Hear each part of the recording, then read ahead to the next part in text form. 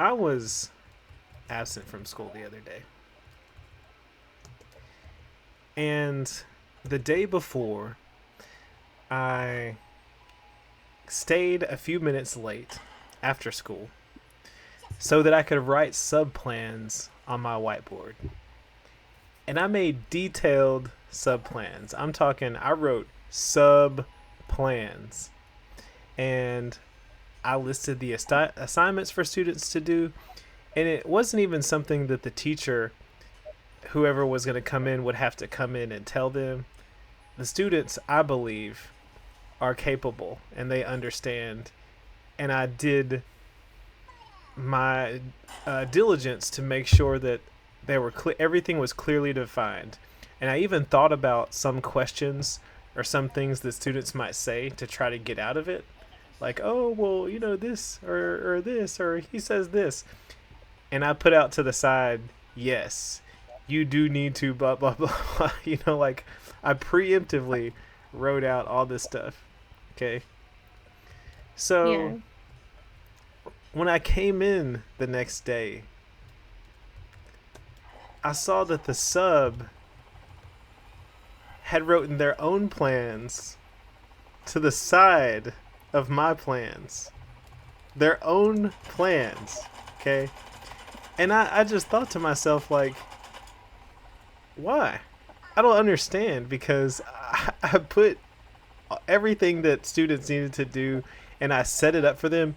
I even went as far as I went home and I posted some additional things that I needed to do in preparation for this.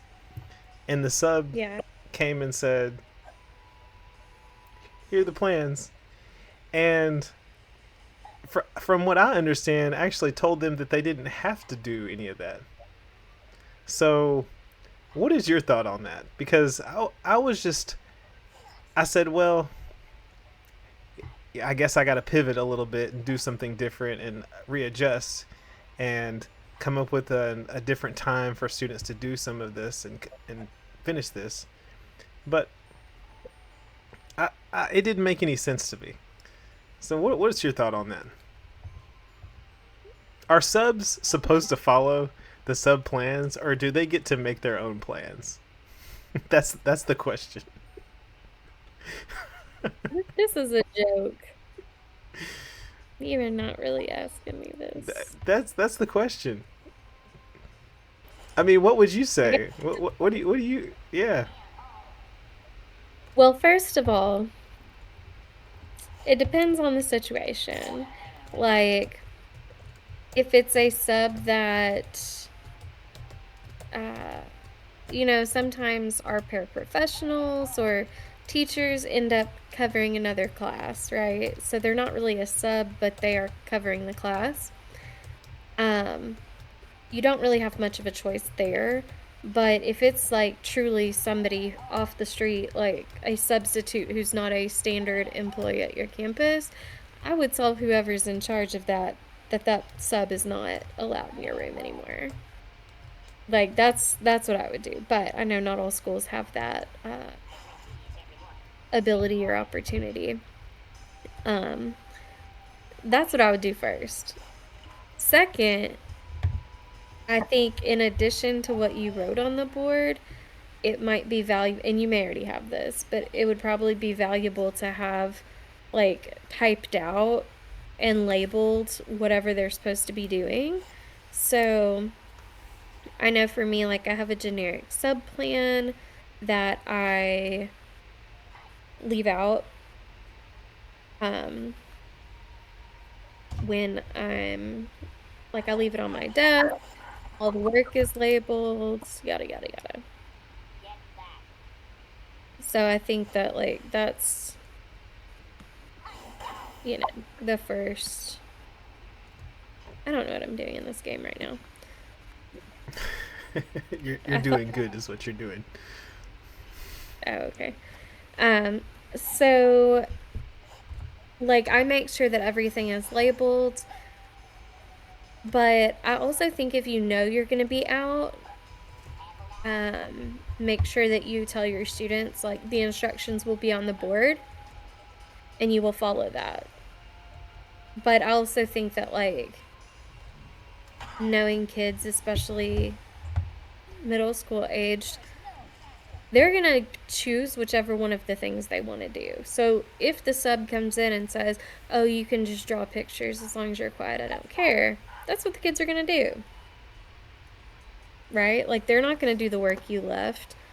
But if there's some kind of consequence for them not doing the work that was left, maybe they would have a different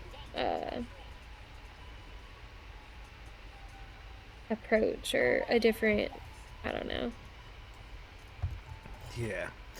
It's somebody that is is a sub, a regular substitute. Yeah. So it was just weird to me. I was like, why would you disregard what I wrote on the board? I don't understand why you thought that that's what you should do. Now, not devil's advocate, but just asking for clarification here.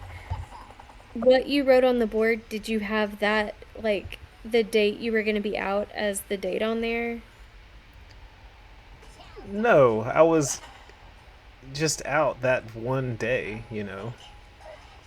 Well, I'm saying, like, if you knew you were going to be out on Wednesday, like, when you were writing that stuff on the board, like, put plans for Wednesday or, like, instructions for Wednesday, something to where it's, like, clearly labeled that that's what you want them to do on that day. Okay, fair enough. Fair enough. Because I'm thinking, and as ridiculous as it is, right? Because the kids could have looked at the board and said, that wasn't up there yesterday. That's, they could have, but like I said, they're not going to do that.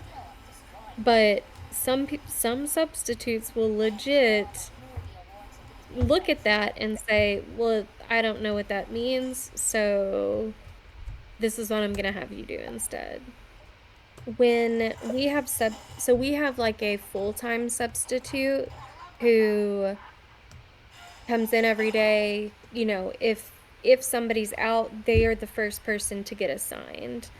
And then when they're not in a classroom, they're helping out whatever the office might need, covering duties, just an additional set of eyes on the playground or whatever. So that sub is allowed to